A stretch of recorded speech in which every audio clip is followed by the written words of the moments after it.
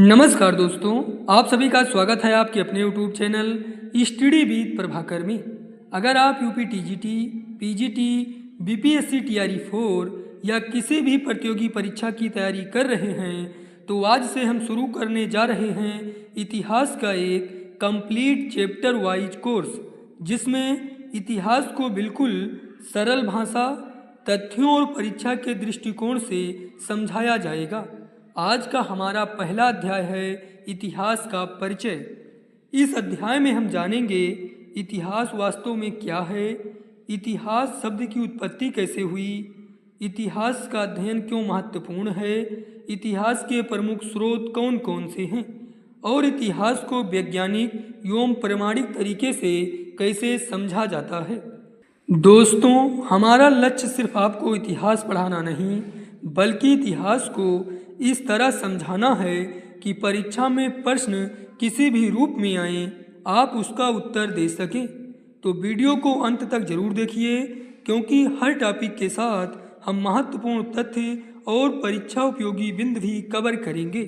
तो चलिए बिना समय गंवाए शुरू करते हैं अध्याय 1 इतिहास का परिचय। पहले हम समझते हैं कि इतिहास क्या है। इतिहास वह विषय है जिसके माध्यम से मानव समाज के अतीत का क्रमबद्ध, प्रमाणिक तथा वैज्ञानिक अध्ययन किया जाता है। इतिहास की परिभाषा है, इतिहास मानव के अतीत की घटनाओं का साक्ष्यों के आधार पर किया गया वैज्ञानिक अध्ययन है। इतिहास शब्द की उत्पत्ति। संस्कृत शब्द इतिहास का अर्थ है इति प्लस हा प्लस आस, अर्थात ऐसा ही हुआ था। अंग्रेजी शब्द हिस्ट्री यूनानी ग्रीक शब्द हिस्टोरिका से बना है, जिसका अर्थ है ज्ञान प्राप्त करना या खोज करना। इतिहास का महत्व।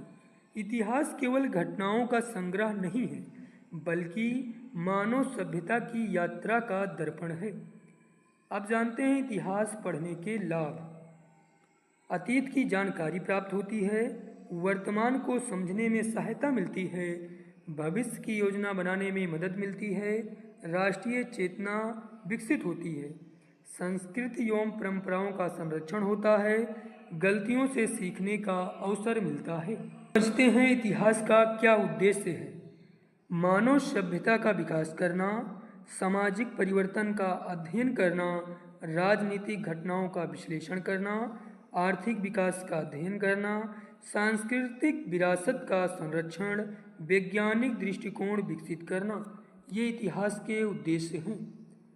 इतिहास का स्वरूप क्या है।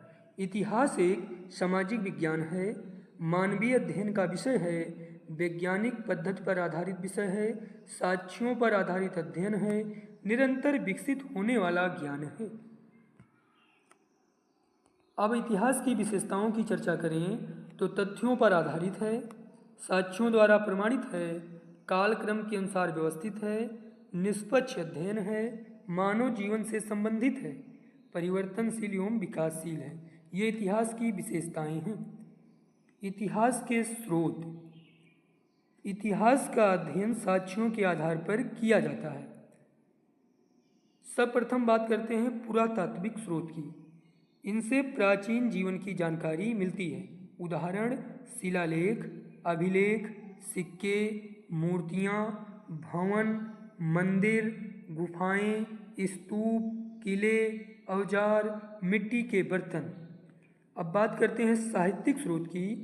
धार्मिक स्रोत हैं वेद, उपनिषद, पुराण, रामायण, महाभारत, त्रिपिटक, जैनागम, ये सभी धार्मिक साहित्यिक स्रोत हैं। अब बात करते हैं लौकिक साहित्य की। इसमें शामिल है अर्थशास्त्र, राजतरंगिणी, हर्षचरित, विदेशी यात्रियों के विवरण। विदेशी यात्रियों के विवरण। भारत आने वाले प्रमुख यात्री मेगास्थनीज जो यूनान देश के निवासी थे, फाहियान जो चीन देश के निवासी थे, हुएनसांग ये भी चीन के थे, इत्सिंग ये भी चीन के निवासी थे, अलवर्नी ये मध्य एशिया के थे, इब्न बतूता मोरक्को के निवासी थे। इब्न बतूता से बहुत बार प्रश्न पूछा जाता है, इसलिए इसे मोस्ट इम्पॉर्टेंट में नोट कर लें। अब बात करते हैं इतिहास का काल विभाजन। इतिहास को हम 3 खंडों में बांटते हैं, प्राग ऐतिहासिक काल, आद्य ऐतिहासिक काल और ऐतिहासिक काल। अब बात करते हैं प्राग ऐतिहासिक काल की। इस काल में लेखन कला का अभाव था, जानकारी पुरातात्विक स्रोतों से मिलती है। आद्य ऐतिहासिक काल लेखन था, लिपि पूरी तरह पढ़ी नहीं गई, उदाहरण सिंधु सभ्यता। ऐतिहासिक काल की बात करें, लिखित प्रमाण उपलब्ध, घटनाओं का स्पष्ट विवरण मिलता है। भारतीय इतिहास का पारंपरिक विभाजन। इतिहास को हम प्राचीन भारत, मध्यकालीन भारत और आधुनिक भारत, इन 3 खंडों में भी बांटते हैं। प्राचीन भारत का काल अवधि है प्रारंभ से 700 ईस्वी तक, मध्यकालीन भारत की 700 से 1700 ईस्वी तक, आधुनिक भारत 1700 से वर्तमान तक। इतिहास के अध्ययन की पद्धति: स्रोतों का संग्रह, स्रोतों की जांच, तथ्यों का विश्लेषण, तुलना, निष्कर्ष, लेखन, ये इतिहास की अध्ययन पद्धति है।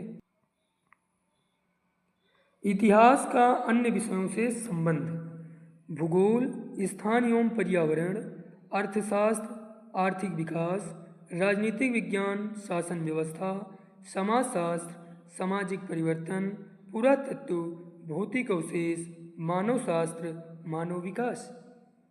अब हम तीनों कालों की तुलना करते हैं।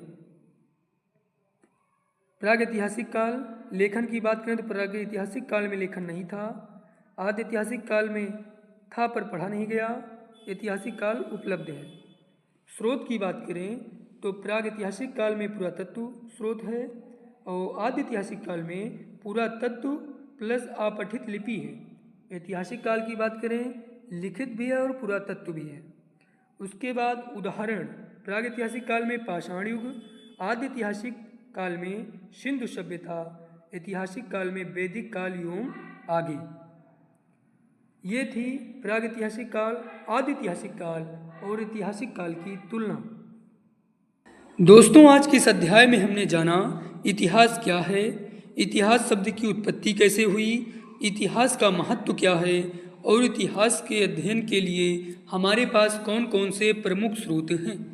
अगर आपको यह वीडियो अच्छा लगा हो तो वीडियो को लाइक करें और अपने उन साथियों के साथ शेयर करें जो यूपी टीजीटी, पीजीटी और बीपीएससी टीआरई 4.0 की तैयारी कर रहे हैं।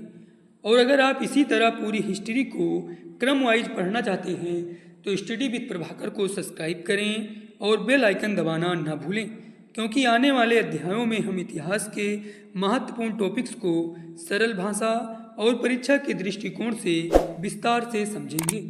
तो मिलते हैं अगले वीडियो में। धन्यवाद।